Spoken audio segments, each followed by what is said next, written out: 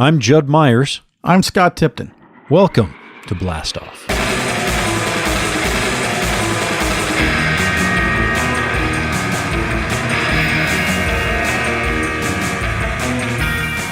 Welcome, everybody, to another Blastoff podcast. We're here from Blastoff HQ in North Hollywood, California, in our store here. And today, you're going to get some Comics 101 and some retails. In retails, we're going to deal with something very personal to me. And it harkens back to my childhood. And it is something that connects with someone else's childhood. Growing up is something we all do. And in this episode, it's all about how sometimes we don't have to grow up together to grow up. Okay, so that's enough of that emotion. Let's throw it over to you, Scott, over in Comics 101. Well, this week at 101, we're talking Iron Man.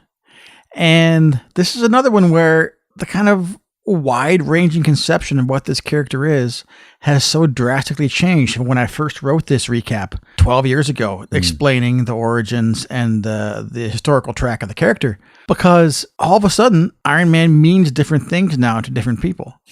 Which is why I think it's good to go back and listen to this piece I wrote talking about the character's origins that are so different from, I mean, the essential part's still there. He's still a billionaire weapons dealer. He gets caught in a place he shouldn't be. He realizes that what he's done has created more harm than good and tries to make it right. But this was a character created at the height of the Vietnam War, when they still thought that you could tell stories like this and it just being a right or wrong. There wasn't shades of gray and everything. So you have a Tony Stark who was, fighting a horribly yellow-colored Vietnamese dictator in his first appearance, and then would be fighting just guys with hammers and sickles on their shirts for the next 2 years because Iron Man hated commies. And what that version of the character started as has now become so different. And just, if not more so, just as relevant. So to go back and take a look at the way this character has changed over the years and see some of the things that even yet the movies have been kind of afraid to tackle. I mean, for most of my childhood, the most important Iron Man story was Demon in a Bottle. And I mean, they've touched on it, but there's still kind of this hesitation to make that the thrust of an Iron Man film. It's interesting. So today we're going to go back and start and look at it all. And I'm really interested in that. As soon as you said Demon in a Bottle, I'm like, ooh, yeah, that's the best. Hey, everybody, get ready for some action.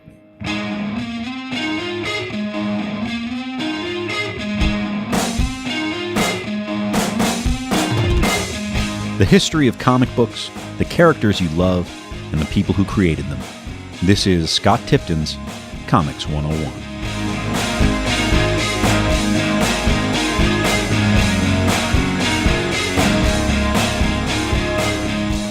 The best superhero origins are timeless.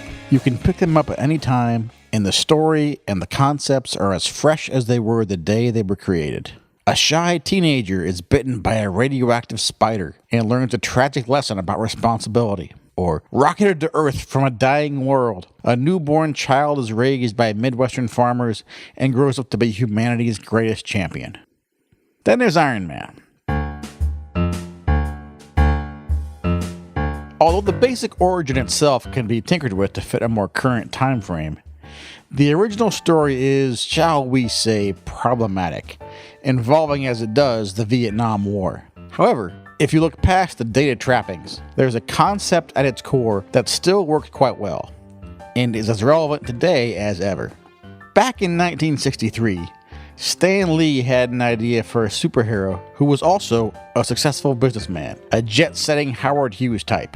But Stan's rich protagonist needed a reason to go out in a costume and risk his life fighting bad guys. Once more, Stan put it all together.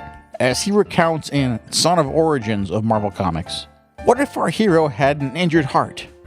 A heart that required him to wear some sort of metal device to keep it beating. The metal device could be the basic element in an entire suit of armor, which could both power him and conceal his identity. I loved it. It had the right ring to it. I knew it would work.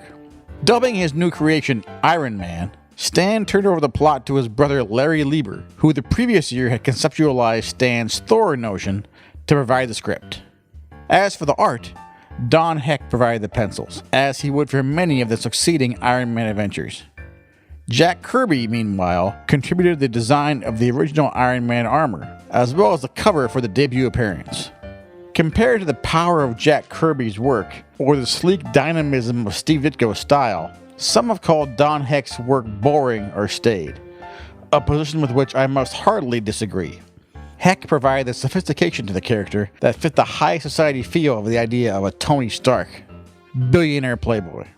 Likewise, the streamlined look of Iron Man's armor, as opposed to Marvel's overly muscled superheroes, exemplified Heck's strengths as a draftsman. Lee, Lieber, and Heck presented their new creation to the world in Tales of Suspense number 39 in March 1963 in Iron Man is Born. Here we meet Tony Stark, a millionaire industrialist who is demonstrating the power of his newfangled transistors to the U.S. Army. While in Vietnam to ground test his new transistor-powered mortar cannons, Stark accidentally triggers an explosive booby trap and is mortally wounded and captured by Wong Chu, the Red Guerrilla tyrant of South Vietnam. When Wong Chu's commie doctors get a hold of Stark, who conveniently has papers identifying him as famous Yankee weapons inventor, they determine that the shrapnel from the explosion is traveling ever closer to Stark's heart and will kill him within a week. Wong Chu lies to the injured prisoner, telling Stark that if he builds a new weapon for them, surgeons will save his life. Stark sees through Wong Chu's ruse and sets to work creating a chest plate that will keep his damaged heart beating while also powering a suit of armor that will liberate him from prison. Stark is assisted by Professor Yinsen, another of Wong Chu's prisoners, who turns out to be, in the words of Stark himself, once the greatest physicist of them all. How absolutely convenient. With Yinsen's assistance, Stark completes the armored suit just before the shrapnel reaches his heart. Unfortunately, Wong Chu and his men approach the cell while the armor is charging, and Stark lies helpless. To prevent them from capturing Stark, Yinsen charges into the hallway, distracting the guards at the cost of his own life. Now fully charged and operational, and with the chest plate keeping him alive, Stark quickly learns how to function within his gray iron shell. With the help of the many attachments he and Yinsen built into the armor, Stark eludes his captors in the prison, then goes on to face Wong Chu. Stark lays a capitalist smackdown on the commie warlord, and then puts away Wong Chu for good, blowing up the guerrilla's ammo dump just as Wong Chu runs toward it. More than any other Marvel comics of the era, Iron Man was caught up in the fervor of Cold War America. Iron Man represented the power of American technology and scientific know-how that would quash those backward communists. Iron Man's Silver Age rogue gallery tells the tale, boasting such baddies as the Soviet armored doppelganger, the Crimson Dynamo, the Red Chinese warlord the Mandarin, sporting 10 superpowered rings, one for each finger, the Soviet spy known as the Black Widow, who would later defect to US and become Iron Man's teammate, and another Russian armored type, Titanium Man. Along the way, Iron Man's armor evolves as well, starting in the second issue.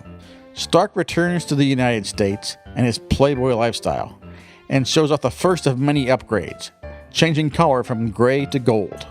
The most significant upgrade happens in Tales of Suspense number 48 in December 1963, courtesy of artist Steve Ditko.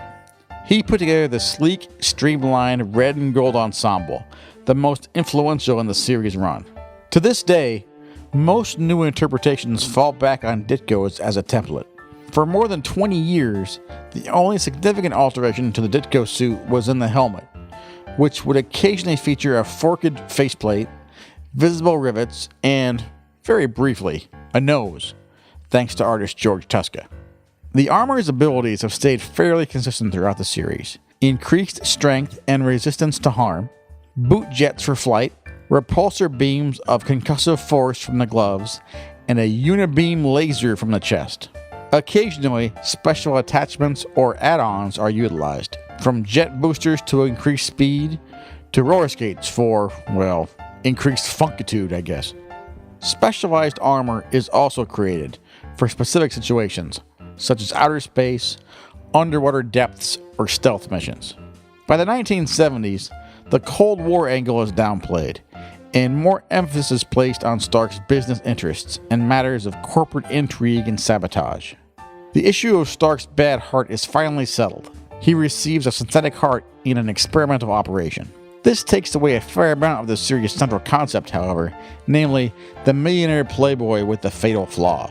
Writer David Michelinie and artist Bob Layton solved this problem with their landmark run in Iron Man numbers 120 to 128 in March to November of 1979, Demon in a Bottle, in which Tony Stark faces up to his alcoholism.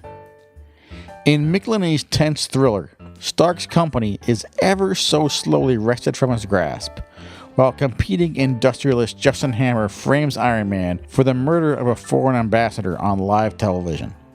Under constant pressure, he loses his company and Iron Man's reputation in ruins. Stark increasingly turns to alcohol. He eventually hits rock bottom, then finds the strength to turn away from the bottle. The subject is maturely handled, and Layton's art is clean and appealing. It was first collected in trade back in 1984 and is still currently available in hardcover. Highly recommended. His alcoholism was brought back in Iron Man number 169 in April 1983 in a lengthy storyline by writer Denny O'Neil, in which Stark completely loses control of his company, which he had regained after his last bout with alcoholism, and also loses his personal fortune to competing businessman Obadiah Stane. Stark suffers a major relapse and even gives up his Iron Man identity entirely, passing the armor on to his longtime pilot, James Rhodes. Rhodes remains as Iron Man for more than 3.5 years, even after Stark sobers up and moves to California. Eventually, in Iron Man number 200 in November 1985, Stark returns to the armor, albeit one of the ugliest armored suits Iron Man ever wore, and returns to his corporate glory at the helm of Stark Industries. Rhodes, meanwhile, is eventually given his own armor and sporadically operates as War Machine. Like Captain America, the Hulk, and a few others, Iron Man was part of the 1966 Marvel Superheroes animation package from Grant Trey Lawrence. As discussed before, these are good for some yucks, and the stories are faithful retellings, but they barely qualify as animation. But once again, there was a pretty memorable theme song. Tony Stark makes you feel he's a cool exec with a heart of steel. As Iron Man, all jets ablaze, he's like and like with repulsor rays. Amazing armor, That's Iron Man. a blazing bomber. Iron Man returned to television in 1994 as part of the syndicated Marvel Action Hour. Just like its sister series, Fantastic Four, the first season of Iron Man was horrendous. Iron Man is saddled with a second-rate Avengers knockoff superhero team featuring War Machine, Spider-Woman, Hawkeye, the Scarlet Witch, and Sentry, who is the most 90s superhero ever to hit television.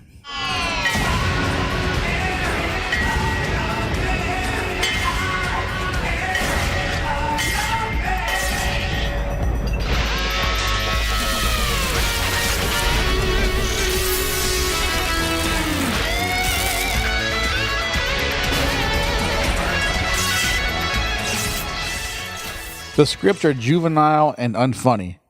They all seem to feature the Mandarin week after agonizing week.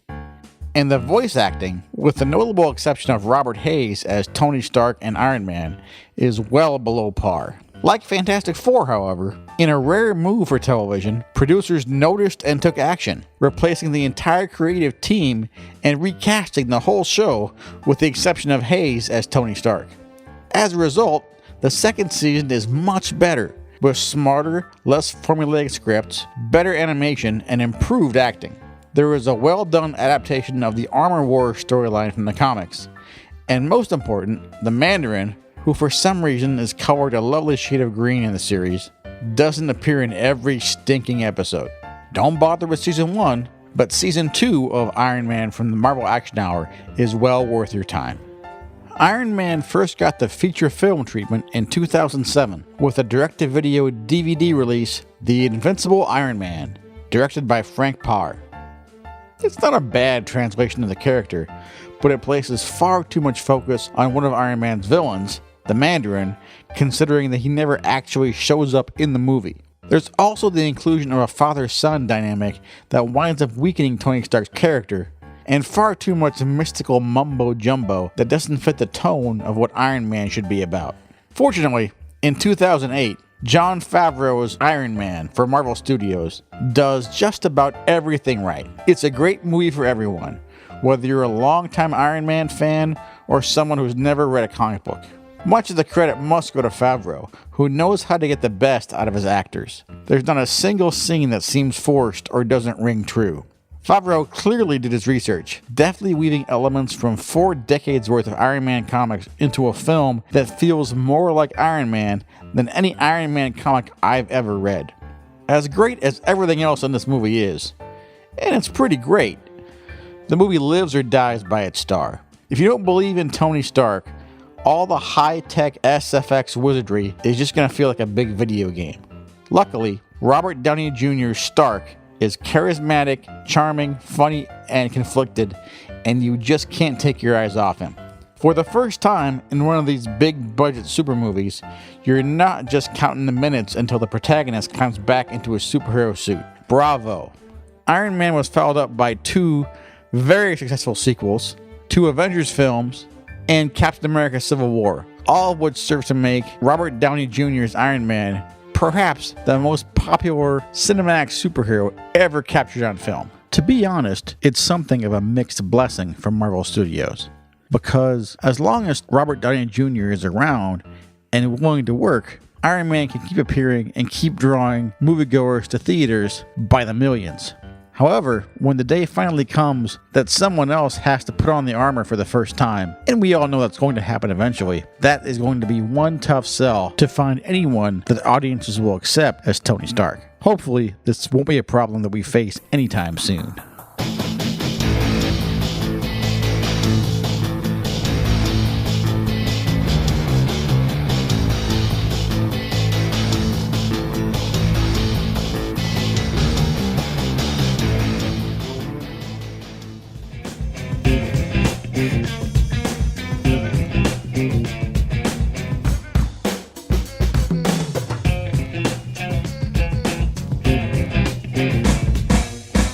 You know, Judd, when we started the business, one of the things that you stressed early on was how important it was to you that this new company be involved in the community.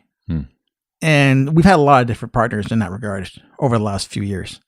And our newest partner in the community is the good folks at Children's Hospital Los Angeles. And I'd always known that they were a really highly regarded organization in Los Angeles, but I didn't really have a sense of the amazing work they do until recently when you and I and Harley got to go take a tour of the facility. Yeah, it was wonderful to be invited. They contacted us and asked us to be a part of something that's coming up called March Matters, something that happens here in Los Angeles.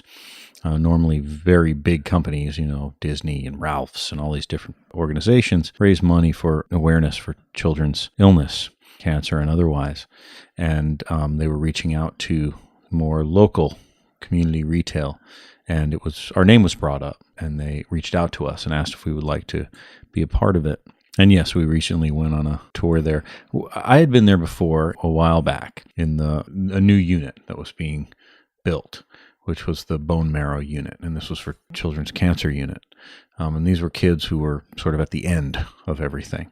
They had tried every experimental drug, and now Children's Hospital was helping them to get bone marrow transplants and giving them a safe, sanitary environment where they could recover and make it so that they had the best chance they could to survive. And the nurses there were top-notch, and they were wonderful. This is a place that is just dedicated 24/7, 365 days a year to not just the health of children, but saving their lives.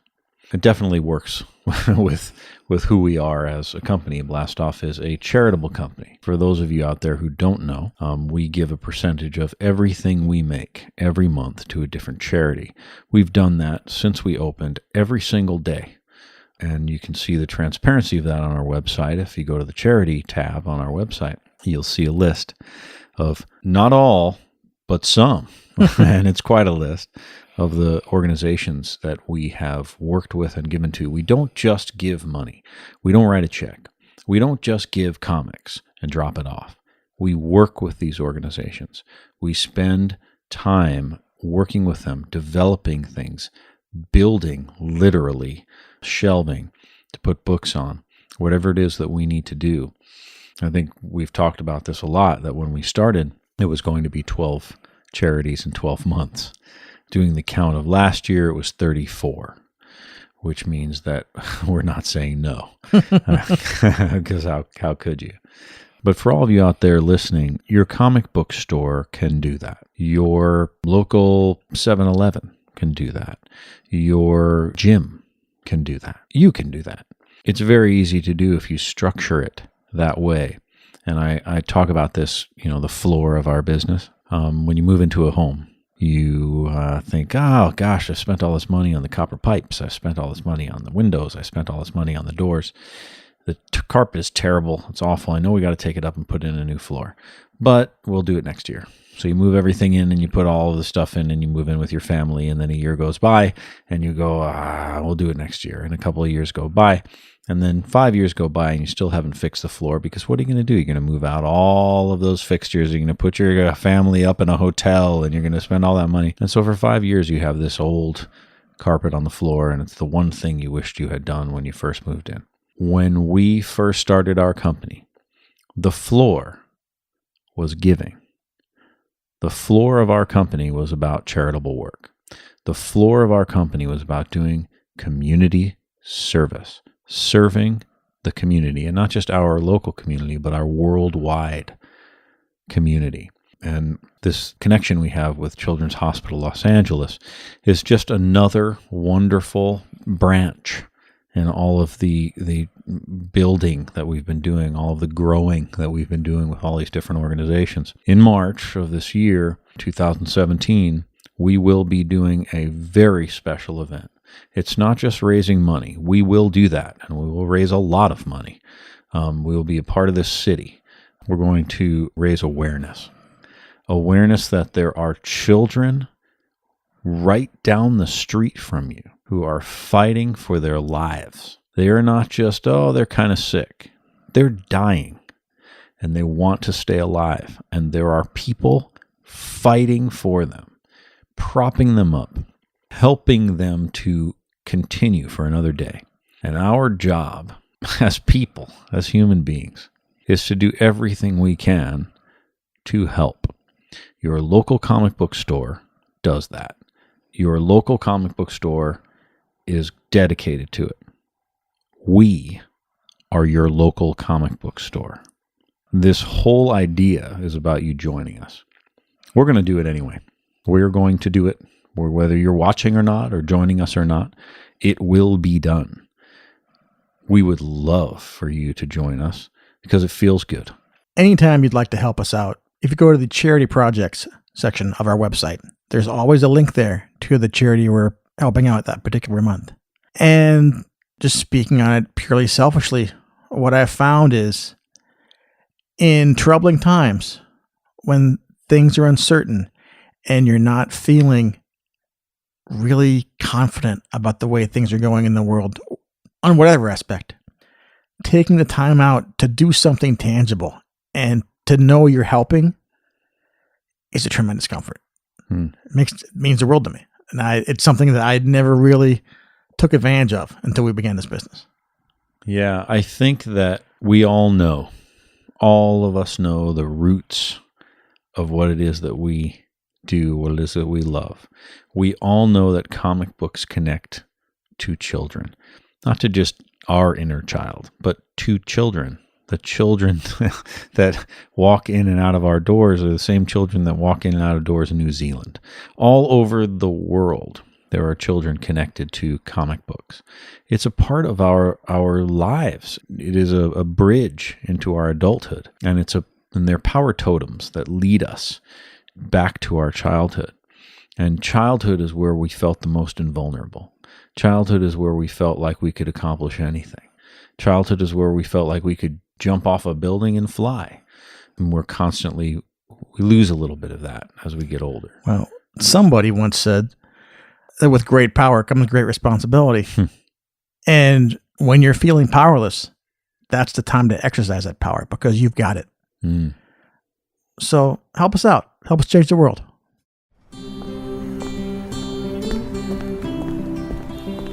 Not all great stories happen in the pages of a comic book.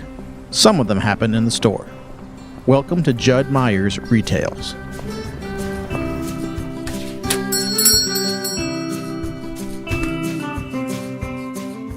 I saw her hovering by the door. She was obviously considering whether to step all the way in or drift back out into the night. The door kept opening and closing, and folks rushed past her on all sides, delaying her decision. I was desperate to run over and rescue her, but I was trapped behind the register. It was the highest of holy days in comic book land. It was the day we answer the question, why is this day unlike any other? It was Wednesday, and I was without a manager. There were 2 customers in line and many others milling about on the sales floor. If I could just ring them up quickly, maybe there was a chance I wouldn't lose her. She had to be in her 60s and was most certainly unnerved by the buzzing around her. The window was closing fast.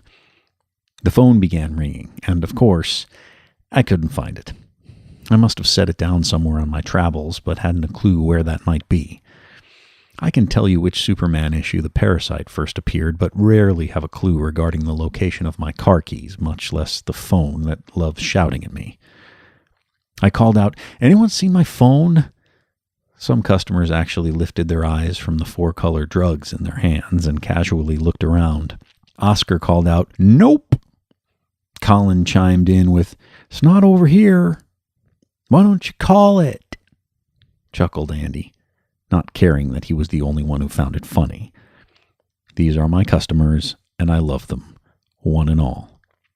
Ring. You've got to be kidding me. Ring. I have to reach it before the machine picks up. Ring. Where the hell did I put that thing? Here you are, she said, handing me the phone. It was sitting on the shelf by the door. I thanked her profusely, answering the phone, and rattled off the script as written. 3 short sentences I'm destined to speak every Wednesday until the end of my days. By now, I can do it while eating pizza, spinning plates, and reading Proust. Yes, the new books are in. Yes, they are on the shelves. We close at 9 p.m.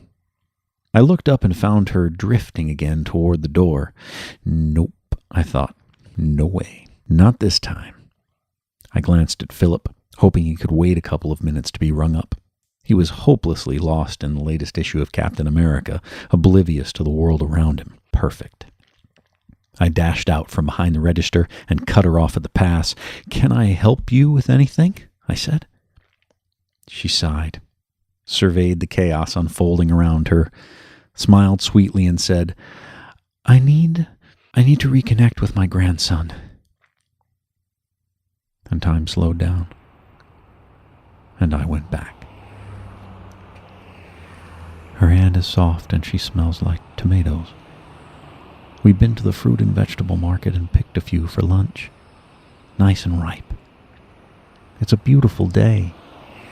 The breeze drifts in from the west along Austin Street. Another summer spent walking the streets of Queens with Anne, my grandmother, my protector, my best friend. She's promised me an ice cream cone, as she always does, and I spend the day in anticipation. She never makes a promise she doesn't keep. My childhood is filled with daydreams of Carvel cones. I scream, you scream, we all scream for ice cream. Rah, rah, rah. I'm sorry, you seem very busy, and I don't want to waste your time, she said. She turned to go, and I put my hand on her shoulder. You're right. I'm very busy doing very important comic book store things. Now tell me about your grandson. There are people who carry calm in the folds of their sweaters. People who breathe deep while others drown. Margaret was one of those people, and you knew it right away. One day I'd be asked to call her Peg. All her friends do. Standing in the farthest corner of my store, between modern classics and A to Z, Margaret opened her heart. She told me about Aaron, how he'd grown up in her living room, how her daughter worked 2 jobs, and how her son-in-law was hardly home and then not at all. It was hard, she said, but they were happy together and made a family of it. She and Aaron did everything together. They took long walks every day. She taught him difficult words, and he told her how he dreamed of flying. And time slowed down, and I went back. If I was Superman, I'd fly here every weekend. Then summers wouldn't be so important, I said, proud of my fantasy. My grandmother replied, "Summers are always important whether you're here with me or not. You'll find that out soon enough." Austin Street wasn't nearly long enough to hold all of the stories she told me. It would have taken the entire island of Manhattan to capture the tales of wonder that came from her lips. Tales of war and guns, heroes and villains, breathtaking stories of great escapes and lost love, and all the while stressing fiercely the importance of memory. Some stories are happy, some are sad, some frightening beyond comprehension. You can choose to listen. You can choose to look away. But you must never forget. "Maybe you remember him," said Margaret. 9 years old, about this high, dirty blonde hair. I did my best to smile and nod my head, but she just described nearly all the young boys who frequented my store. "What did he like? Were there certain comics he liked more than others?" I asked. She looked around the store, trying to grab onto an image that would add depth to her description of him. "You used to have something in the window. It's what first brought us in here. It was life-size. It was Spider-Man," I said. Her eyes lit up. "Yes, he would come in here and sit underneath of it. You would tell him to be careful and to treat it like an old comic book." "I remember him," I said. "He liked to sit Indian style on the floor, right in the window. He read comics from the spinner. He asked a heck of a lot of questions, and he liked chewing gum." Margaret's jaw dropped. It's hard to explain to a layman how the mind of a lifelong comic book junkie works. It's rewired in strange and wondrous ways. Certain things lose their significance in our lives, where others become paramount. It's all a question of priorities. Stories and people are mine. Margaret's eyes began to lose their luster. "He's 11 now and sprouting like a weed. You'd never recognize him." I gave a glance around the store to make sure everyone was okay.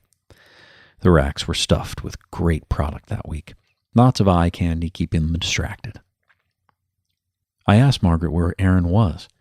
She told me about the last 2 years and what he'd been going through. Jody got offered a great teaching job in Iowa, of all places, so they had to move out there 2 years ago. I go as often as I can, but it's hard for an old lady to go back and forth like that. In the summer, I can stay longer. It was a wonderful opportunity for Jody, but Aaron hasn't responded well to the move. It's isolated out there. Their house is far away from the nearest town, and he still doesn't have many friends. He used to tell me everything. We laughed and joked and enjoyed each other, but now he's withdrawn. She told me she'd come back from a visit with them. Aaron had opened up to her about how much he disliked it there and how much he wished he were living with her again. And then she told me why she'd come that night, why that night was different than all others. I asked him what he missed the most about living in California. He said, "Besides you, my comic book store. I wish I could go there every week." So here I am. I thought maybe I could get him something, maybe send it back to him in Iowa. And time slowed down. And I went back. Why does California have to be so far away? I asked. Why does the moon? She said. Answering a question with a question was one of Anne's specialties. I was hurting and just couldn't hide it. I just wish I could live here with you and Mom. It's not the same with Dad. He doesn't understand me like you do. Nobody does. Sometimes even ice cream can't cure the aching heart. My grandmother grabbed me up and hugged me hard. She kissed my cheeks and scuffed my hair. We don't have to live together to be together. Living in a mind and in a heart can be just as real as this kiss I'm giving you. If you think about me hugging you, then I am. If you think about me walking with you, then I am. I didn't believe her then. Now that she's gone and I'm a grown man, it's still not something I believe. It's something I know. I'd been slowly moving us farther into the store, inching our way to the comic book racks. Colin had been listening in and traveling alongside us. Margaret became immediately concerned. Look at me going on. I sound like a batty old woman. I'm keeping you from your customers. Go ahead and take care of them. I replied, You don't understand, Margaret. It's Wednesday. The idea is to stay as long as humanly possible before going home. Hey, Philip, you're not in a hurry, are you? Philip just grunted. He had moved on to Daredevil. I called out, Hey, Oscar, you have somewhere else to be? Oscar called back, Nope. I nodded to Andy. You have to get home, buddy? Andy smiled. I am home. See, I told Margaret. No one here but us chickens. She'd entered a den of extraterrestrials. What's more, she seemed to get a kick out of it. Margaret, let me tell you about the current world of Spider-Man. I told her about this new 3 issues a month idea that Marvel was trying. I told her about how you didn't need to go back years in the past to understand what was going on in the current issues. I told her that Aaron could start anywhere and he'd probably be thrilled. Why don't you get him a subscription? Colin had been chomping at the bit to get in on our conversation. You can do that? Said Margaret. Of course, said Colin. You just give Judd your credit card and he can send Aaron his books every month. This way he can get a whole storyline and read it all at once. He'll even give you a discount. Here's the first story arc, said Oscar. It's as good a place to start as any. The beginning is the best place. What was your first clue? Andy had entered the fray. I stepped back and watched my loyal customers take care of this wonderfully emotional woman. And I mean stepped back. These guys practically brought her to the counter and rang her up. By the time they were through, they'd signed Aaron up for a year's worth of Spider-Man and made me write personal notes to put in the packages. Margaret thanked us all and left, comforted. We looked around at one another, at our store. Proud parents, all. After I'd closed and turned out the lights, the phone rang. This time, I knew where it was. It was Margaret. She'd called to thank all of us for taking care of her and Aaron. She said she'd had no idea that a comic book store could do those kinds of things. I told her that we weren't unique, that all comic book stores operate under the same umbrella. Give the right stories to the right readers, and to the ones that need them most. And then I asked her what she liked to read, and she talked, and time slowed, and I went back. We stood outside of the little comic book store on Austin Street, my grandmother and me. She'd been directing us there all along. My heart was beating in my chest. My limbs were like jelly. My mind was boiling with anticipation. Can I? I pleaded. Of course you can, she said. I turned to go into the dark cave and she touched my shoulder. She leaned down and whispered in my ear, Take your time. Don't rush. We've got all day. there was no way I could love someone the way I loved her in that moment. I'm not sure I could recreate it if I tried. I'm not sure I'd want to. Margaret, Peg, still buys books from me. For herself. She reads them on the plane when she visits Aaron. When she gets there, they take long walks together. She tells him about what she's reading and talks about her visits to my store. His store. Her store. Their store. And he tells her about what's going on with Spider-Man these days and how much he looks forward to the end of the month. And yes, things are getting better for him in Iowa. Connections. Reconnections. Margaret, Aaron, Judd, Anne, Peter, May. Amazing.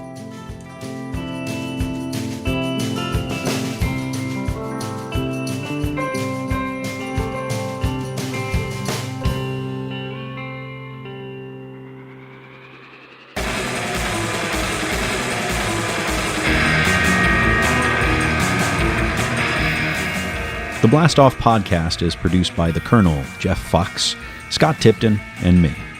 Original music is composed and performed by Derek Anthony Gray. You can find more of his musical compositions on his website, DerekAnthonyGray.com. For more information about anything you've heard us talk about today, check us out online at blastoffcomics.com. We have an active Facebook presence, so check us out over there on Facebook. And you can reach us on Twitter at blastoffcomics or on Instagram. Or you can come by our retail location in North Hollywood in the heart of the Arts District, 5118 Lankershim Boulevard in North Hollywood, just 2 blocks south of Magnolia. See you soon.